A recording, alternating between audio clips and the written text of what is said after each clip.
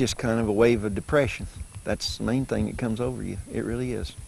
You just get depressed about the whole thing because you know the work that you've put into it, and you know that you need it for your cows for the winter. Words of heartbreak as Stan Savage recalls the moment he learned his hay barn was destroyed by fire. What burned up was about half the hay that it takes to feed my cows for the winter. Early Tuesday morning, the barn went up in flames, destroying more than 700 rolls of hay worth $90,000. Without seeing where it started, it really, really bothered me. A concern that led him to believe this was an act of arson.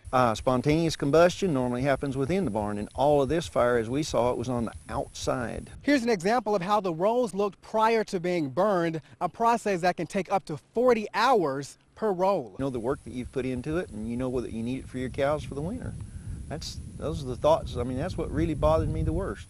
Savage says he not only lost what puts food on the table, he also lost a big part of his life. It was done intentionally. I hope the person that did it's going to have to live with it. You hate to think that somebody thinks so little of you as to light a fire like that, and for what purpose, whether it's a getting even factor or whether it's just somebody just ornery. You don't really know.